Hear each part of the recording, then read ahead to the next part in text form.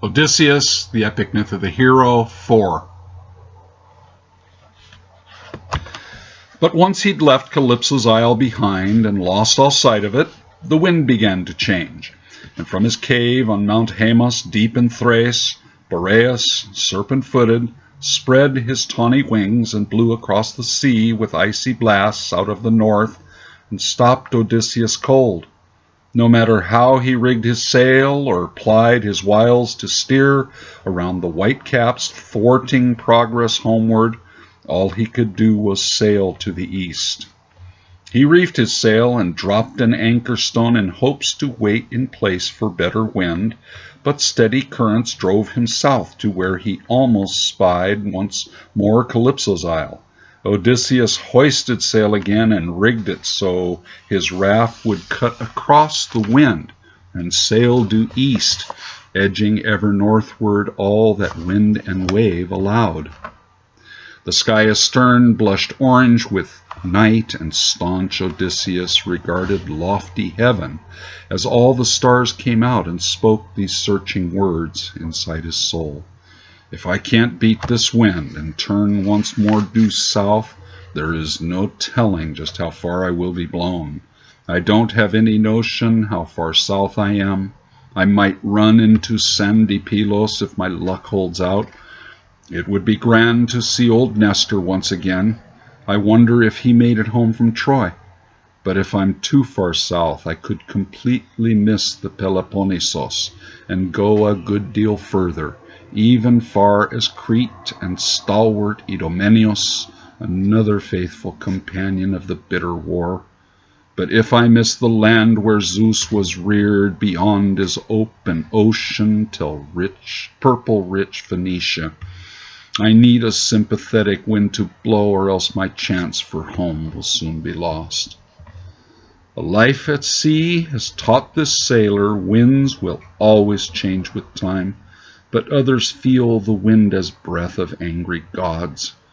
The seer Calchas looked upon the vast extremes of land and sea and sky as features that reveal the hidden purposes of heaven. Flights of geese were never merely flights of geese. To Calchas blasphemy had reached its foulest depths to call a thing an accident. Before the army sailed for Troy, Achaean forces gathered at the bay of Aulis, ships drawn high and dry upon the sand because the wind was fierce against our passage. Calchas, prophet of Apollo, stood upon the shore with outstretched arms, his robes like wings disjointed, flapping in the blast, his face upraised. The mighty contrary wind played his gaping mouth as if it were a jug, and out came hollow, groaning notes of prophecy that most concerned a king of men. Agamemnon, father of our righteous cause, another seer, one less skilled, might say it is the anger of the goddess Virgin Artemis that sends this evil wind to block our way because you dared to claim your aim in hunting equal to her own, rejoicing in a lucky shot that brought a running red buck down. Men brag, gods laugh. But kings live large in times of peace because they stand foremost in war. You call upon Achaean men to sacrifice their sons to get the beauty Helen back and break the Trojan stranglehold on trade.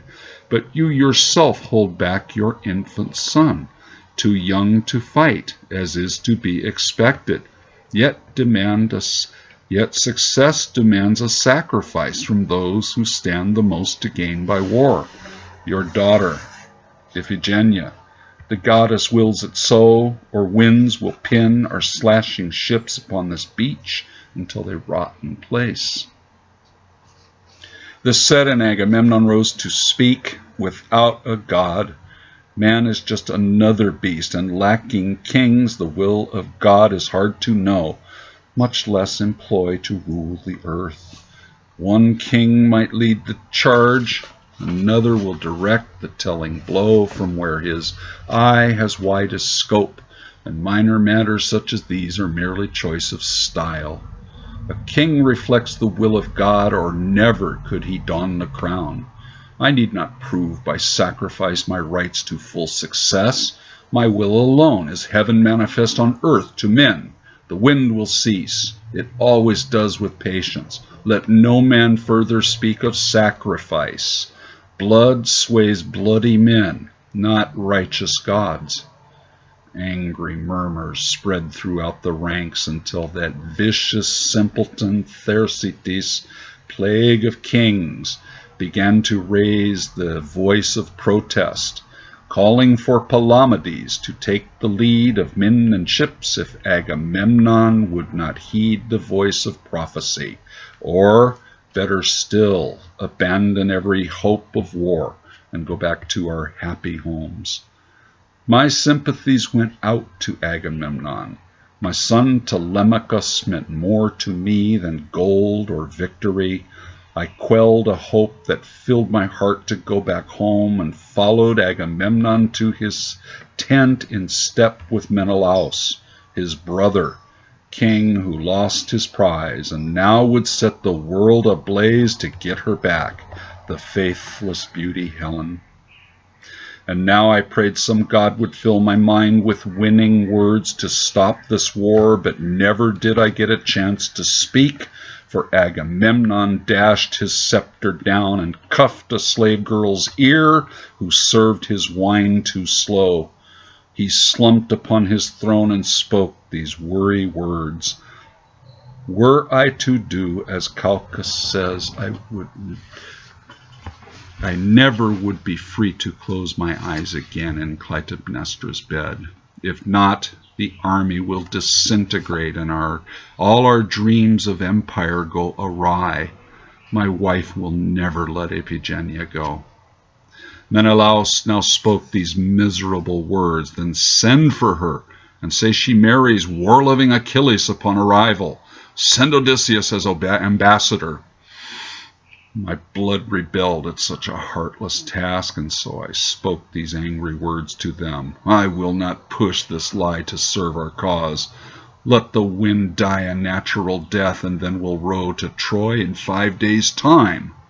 Agamemnon turned his baneful gaze my way and spoke these words as if he spat the bones of children through his teeth. Push this lie to serve our cause, or your Penelope and son Telemachus will be the ones to feel the knife and be the pleasure of the gods. Calchas was specific, but if you balk, then we shall see what we shall see. For thirsty gods, any blood might do. At any rate, that is where we'll start. So I conducted luckless Iphigenia from Mycenae to Aulis, but I disobeyed the king in this respect. I also brought Clytemnestra to be witness to the deed. The wind still clawed our eyes as we rode into camp. The kings, Agamemnon and Menelaus, greeted us and bid us come inside the council tent. Clytemnestra, sister of the beauty Helen, held her daughter's hand and spoke these haughty words. My dear and trusted husband, what foul and sudden haste now prompts you give our eldest daughter to the Prince Achilles? Marriage should come after war, upon the culmination of the killing, or is her flower meant to be first blood? Agamemnon's eyes filled with tears, and from his burdened heart he spoke these anguished words. My will on earth is but an exercise in irony. You know our dreams. For many nights we whispered to each other, sharing one pillow, and now the only thing that thwarts our way is ceaseless contrary winds. The seer Calchas calls it anger of the gods, and only sacrifice will make the rage abate. Our daughter, Iphigenia, a king must lead in sacrifices if he has cause to ask it of his men in war. I beg your pardon for the lie of marriage. It was a ruse to spare you pain. That even in this small particular I am circumvented, for never did I wish you see what gods have brought to pass. Odysseus obeyed my order only halfway. Woe will come of it, as sure as moon and tide are one. Clytemnestra wrapped her soft white arms around her darling girl and spoke these bitter words. Such kindness is as pale as your warcraft is weak. Misfortune marks the start of this sad, stupid enterprise. And now Achilles, full of rage, unsheathed his sword and burst into the council tent and stood before the king and spoke these fighting words. Pig king, king of a dog, wine-ridden sot, how dare you link my name to such a lie behind my back? For this no death for you could be too slow. I will not walk the path you blaze to war, and will not let you kill this girl. I openly defy you, vicious man. This said, and Agamemnon stood and walked straight up to furious Achilles close and spoke these weary words. Disaster lifts the veil on friend and foe alike. Let the kings of all Achaea come and see this matter for themselves, and then decide. The heralds went and summoned all the kings, and now his eldest daughter clasped his knees and pled. Do you not recall your firstborn? You have not looked my way since I arrived. What could shame you from a father's care?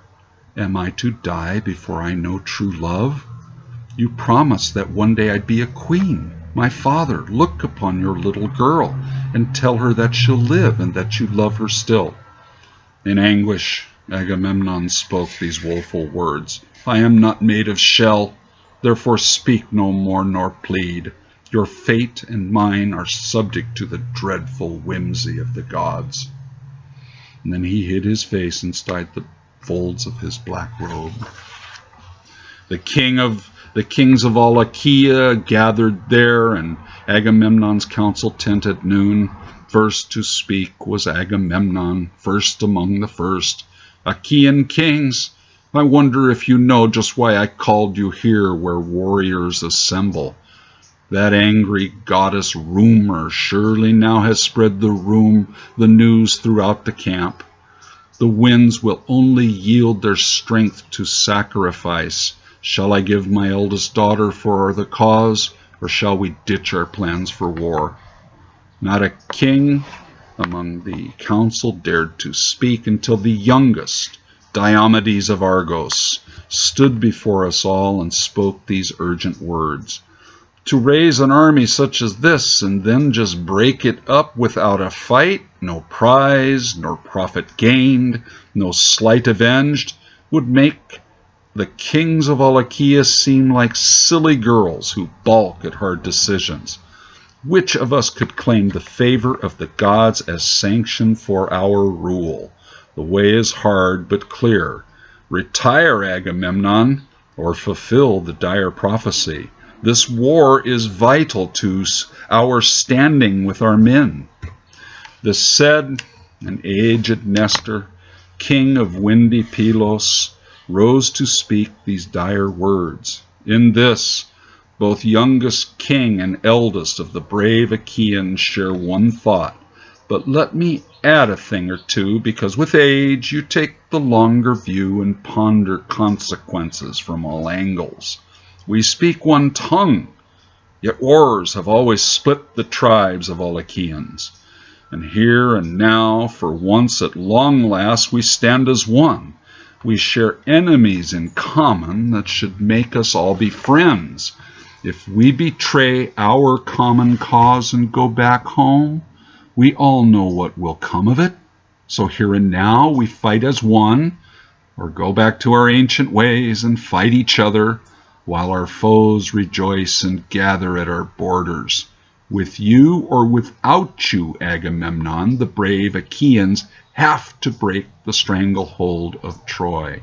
Helen be damned.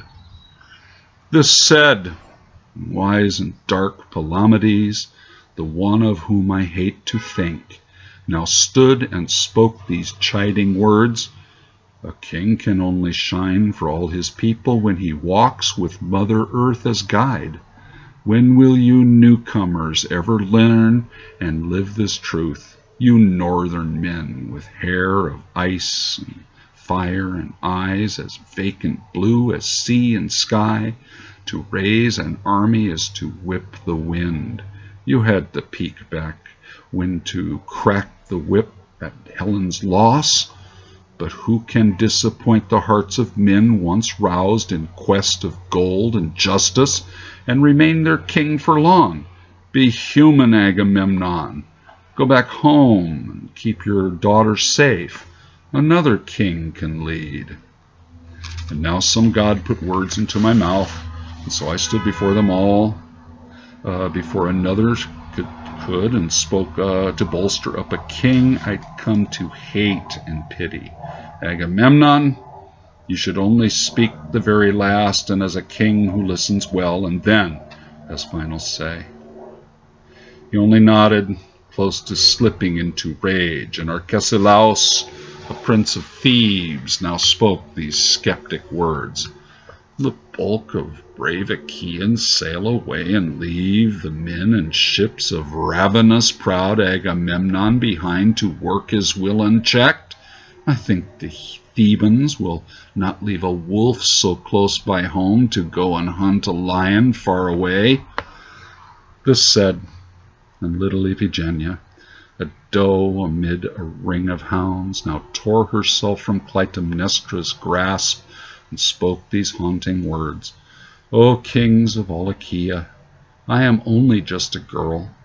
The tender heart inside my breast now races at the thought that this could be my final hour to walk in hopeful sunlight and wonder. A myriad of things now press into my thoughts, things too base to ever draw the notice of daughter of a king before.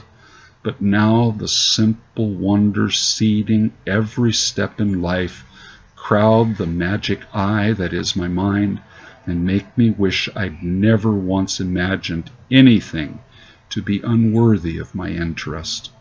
The time I squandered giving in to fear and feigned malaise is now as clear as heartbreak to me, and yet I never guessed my time would be so short, or danger would approach from where I rested most secure in love.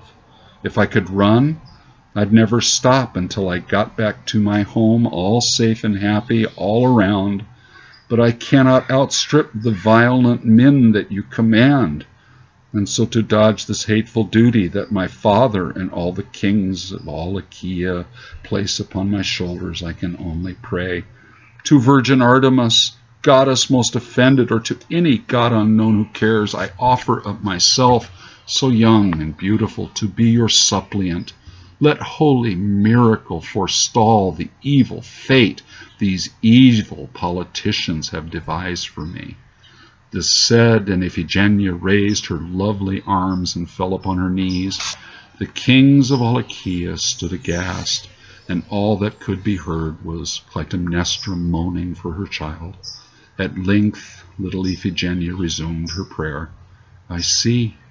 The plain and simple truth is not enough to sway you to an act of mercy, so it's silence lying at the root of everything. I am the daughter of a king, and all I ever knew of this was privilege. But now I see my duty, to die for something greater than myself, to save my father's throne, to hold the brave Achaeans back from falling on each other. I go to death with open eyes.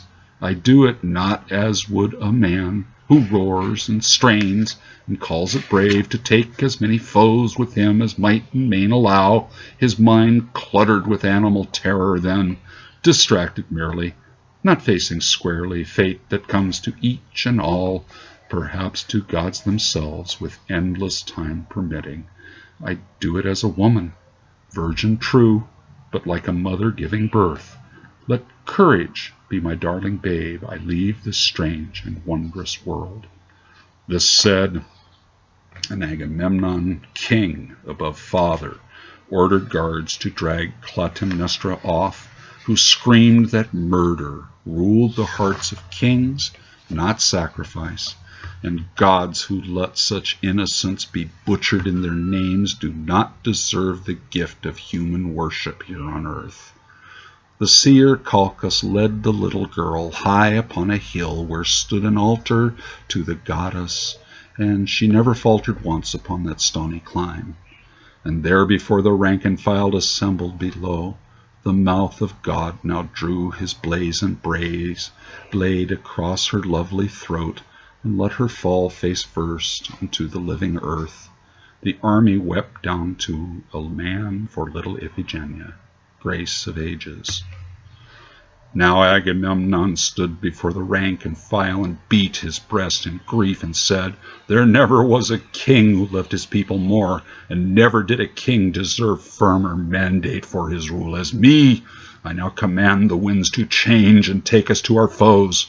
I call upon every father here in sea-girt bold Achaea to make the same unselfish sacrifice to this our common cause.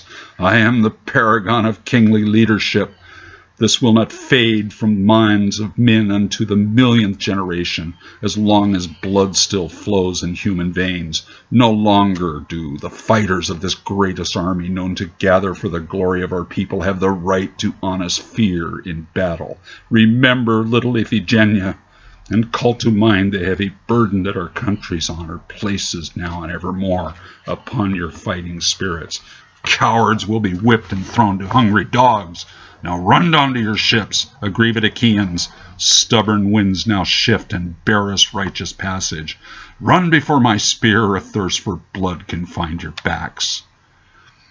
This said, the army rushed down to the shore and shoved their ships into the iodine sea with minis and oath and swear, and all the oar-loving Achaeans bent their backs and sang the paean honoring Father Zeus, who thunders from on high. And on the beach stood Clytemnestra, arms upraised to heaven, raven tresses brushing past her ivory cheeks, her eyes unblinking and dry with grief. And in my heart I feared the prayer she whispered to the Furies, who hound deluded men at odds with God, like Agamemnon and me, alone and lost.